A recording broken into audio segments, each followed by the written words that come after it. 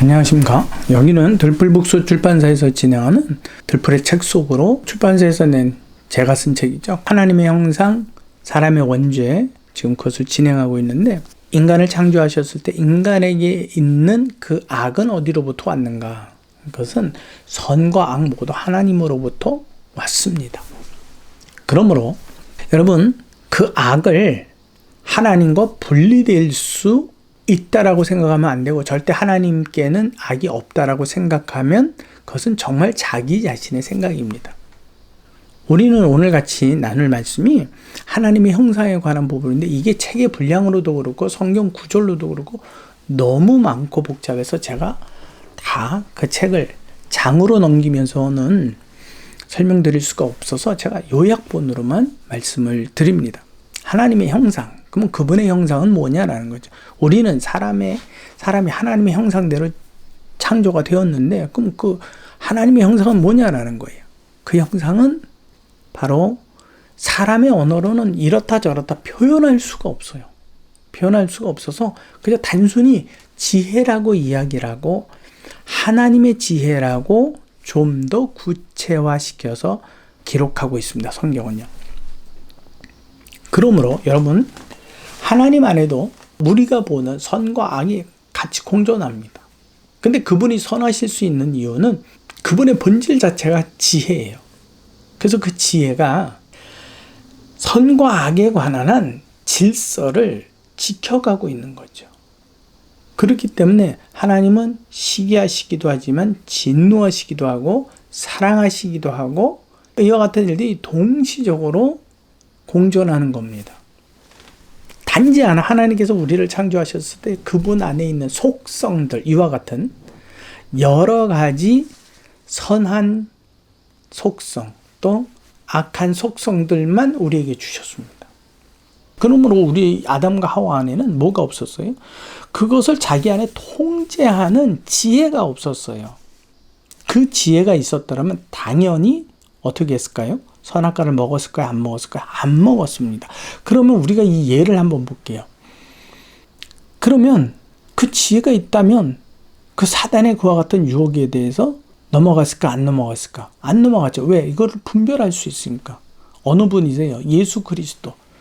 40일 금식기도 후에 성령에 이끌려 사단의 그 유혹을, 시험을 받으시죠. 그때마다 예수께서는 하나님의 지혜이시기 때문에 그분 안에서는 여기에 대하여 통제하시는 겁니다.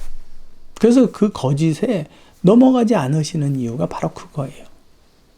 그러면 아담과 하와에게 있어서 그 지혜 없이 오직 그냥 하나님의 속성들만 가지고 있는데, 그는 어떻게 그걸 통제할까? 방법은 그거예요. 하나님은 자신의 형상인 그 지혜로 거기에 질서를 잡지만, 우리는 하나님께 모든 것, 선과 악, 분별과 통제를 위하여, 옳고 그름에 대하여 하나님께 묻고 그분의 메시지를 듣고, 우리는 그 안에서 순종함으로 우리 안에 있는 선과 악을 다스려 나가는 거예요. 그래서 사도 바울 같은 경우는 내 안에 두 가지 마음이 있어서, 하나는 하나님의 율법을 행하고자, 의를 행하고자 하는, 하나는 그와 반대로 악으로 나를 끌어가는 것을 내가 보는데도 오라 공고한 사람이라고 바울이 고백하는 거 있잖아요. 그겁니다. 우리에게는 통제의 지혜가 없습니다. 그 통제의 지혜가 바로 하나님을 지칭하는 겁니다. 지혜 하니까 여러분, 우리 인간이 가지고 있는 지혜를 이야기하는 게 아닙니다. 우리 한번 이제 성경을 읽도록 하겠습니다. 디모데후서 3장 15절에서 16절 여러분들이 잘 아시죠? 또 어려서부터 성경을 알았나니 성경은 능히 너로 하여금, 너라는 것은 디모데를 두고 이야기합니다. 그리스도 예수 안에 있는 믿음으로 말미암아 구원에 이르는 지혜가 있게 하느니라. 이것은 하나님의 지혜에 이르게 된다라는 거죠. 모든 성경은 하나님의 감동으로 된 것으로 교훈과 책망과 바르게 함과 의로 교육하기에 유익하다 그랬어요. 하나님에게는 지혜가 있기 때문에 그것이 너로 하여금 너가 하나님께 의뢰하는 그 모든 일에 대하여 그분이 분별하고 판단한 선과 악, 옳고 그름에 대한 분별과 판단을 그분이 해 주실 것이다 라는 말씀이죠. 고린도전서 1장 21절을 읽겠습니다. 하나님의 지혜에 있어서는 이 세상이 자기 지혜로 하나님을 알지 못한다. 그러니까 하나님의 지혜는 사람의 지혜, 이 세상의 지혜와 견줄 수 있습니까? 없습니까? 없다라는 거예요.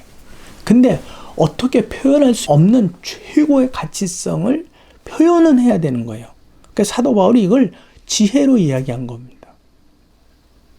단어는 똑같이 표기가 되었지만 의미 자체로는 완전히 분리되고 전혀 흉내조차도 갖지 못하는 겁니다.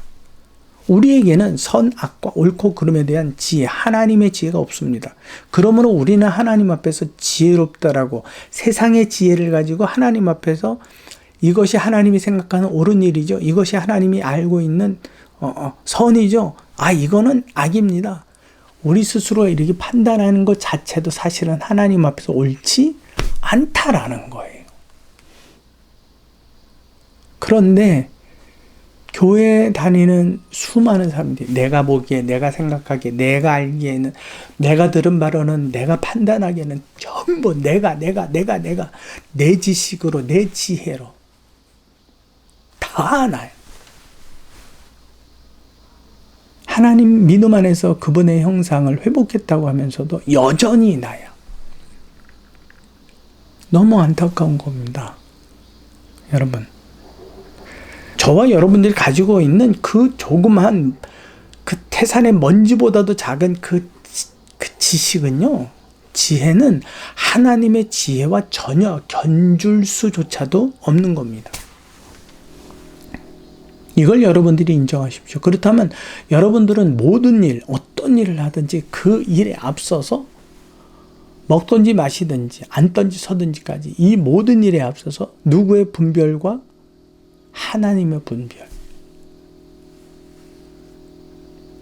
기대해야 되고 그 기대하기 위해서 기도를 해야 되는 겁니다. 그래서 사도 바울은 쉬지 말고 기도하라고 고면하고 있고 그것이 하나님의 뜻이라고 이야기하고 있는 겁니다. 고린도전서 2장 6절 말씀부터 제가 한번 읽겠습니다. 그러나 우리가 온전한 자들 중에서는 지혜를 말하노니 이는 이 세상의 지혜가 아니라고요. 온전한, 믿음 안에서 온전한 자들에 대해서 지혜를 이야기하지만 이것은 하나님의 지혜지 결코 세상의 지혜가 아니라고요. 또한 이 하나님의 지혜는 이 세상에서 없어질 통치자들의 지혜도 아니라고요. 그러니까 통치자, 어떤 지위에 있는 사람들의 똑똑함, 이러한 이들의 지혜, 그들의 판단이 하나님의 판단이다? 전혀 아니라고요. 오직 은밀한 가운데 있는 하나님의 지혜를 말하는 것으로 곧 감추었던 것인데 하나님이 우리의 영광을 위하여 만세 전에 미리 정하신 것이라 이 지혜는 이 세대의 통치자들이 한 사람도 알지 못하였느니 만일 알았더라면 영광의 주를 십자가에 못 박지 아니하였으리라. 여러분, 지혜로우십니까? 자기 자신 스스로가 똑똑하다고 생각하십니까? 자기는 옳고 그름을 정확하게 분별할 수 있다라고 자부하십니까? 거짓입니다. 의인은 없나니 하나도 없다라고 말씀하신 하나님을 거짓말하는 분으로 만들어버린 겁니다. 어리석습니다. 미련합니다. 둔합니다. 깨닫지 못합니다. 당신이 내 오른편에 일하시나 내가 알지 못하고 왼편에 계셔도 나는 알지 못합니다 말한 욥의 고백처럼 사실은 겸손할 수 있어야만 합니다. 같은 장 고린도전서 2장 13절에 우리가 이것을 말하거니와 사람의 지혜가 가르친 말로 아니하고 오직 성령께서 가르친 것으로 성령께서 가르친 지혜, 하나님의 지혜를 두고 이야기하죠. 영적인 일은 이처럼 하나님의 지혜로만 분별한다. 세상의 지혜로서는 분별할 수 없다라는 겁니다. 고린도전서 3장 19절 20절 말씀을 제가 읽습니다. 이 세상 지혜는 하나님께 어리석은 것이니 기록된 바 하나님의 지혜 있는 자들로 하여금 자기 꾀에 빠지게 하시리라 하였고 또 주께서 지혜 있는 자들의 생각을 헛것으로 아신다 하셨느니라. 여러분들이 똑똑하고 지혜롭고 판단이 옳고 나는 정확한 사람이야, 나는 똑똑한 사람이야 라고 한다면 이렇게 말씀한 바울의 말뿐만 아니라 하나님 자체를 다 거짓말하는 거. 바울 맞지 않아. 하나님도 물론 그런 지혜가 있겠지만 나도 있어 라고 한다면 다 거짓말쟁이 만든 겁니다. 겸손하십시오. 여러분, 그래서 잠언서 같은 경우에도 하나님께서 그의 지혜로 온 세상을 창조하시고 기둥을 놓으시고 이 부분이 나옵니다. 이 창조의 지혜와 지식은 인간에게서는 절대 찾아볼 수 없고 인간의 것으로는 비교조차도 할 수 없습니다. 하나님의 형상, 그분의 존재 자체에 대해 뭐라고 이름을 붙여야 되는데 뭐라고 할 수가 없습니다. 그래서 바울은 세상 그 헬라적 차원에서 최고의 가치를 가지고 있는 지혜라는 덕목을 하나님으로 비유해서 설명을 조금 더 한 겁니다. 그러나 분명히 명명하지요. 그러나 그의 지혜는 세상의 지혜와 전혀 같지 않은 그분의 유일한 지혜라, 은밀하게 감추어진 지혜로 사람으로서는 깨달을 수 없는 지혜라고. 하나님의 형상은 바로 그 지혜입니다. 그렇기 때문에 그 지혜가 없는 우리는 선과 악, 옳고 그름에 대하여 아무런 분별력이 없습니다. 그 분별력을 갖고 내 안에 선과 악을 다스려가기 위해서는 여러분들이 내가 죄를 짓지 말아야지 이를 악물을 게 아니라 누구께 구하면 되는 거예요? 하나님께 구하는 거예요. 여러분들이 꼭 잊지 마시고 들불의 책 속에서 하나님의 형상에 대해서 사람이 봤냐 못 봤냐 구약으로부터 쭉 신약에 이르기까지 하나님의 천사 그 다음에 하나님의 영 보내신 성령에 관해서도 쭉 그 성경 구절을 기록을 해놨습니다. 여러분들이 그걸 보시고 하나님 그분의 형상을 어떻게 정의할 수 있을까? 사람의 눈으로는 볼 수 없는데 뭐라고 해야지 가장 하나님의 형상에 가까울까? 그게 바로 지혜라는 거였구나. 바울은 이걸 이렇게 명명했구나.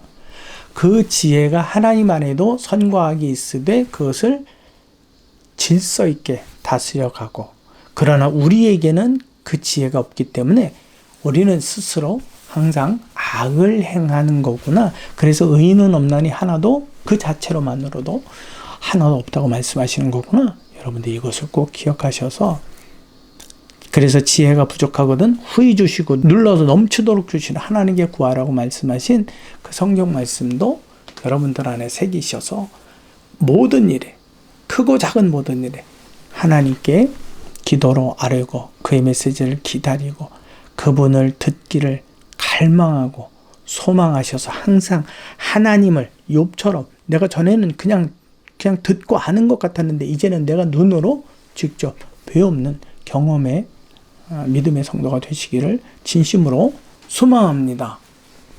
여기는 들풀북스 출판사에서 진행하는 들풀의 책 속으로 시간이었습니다.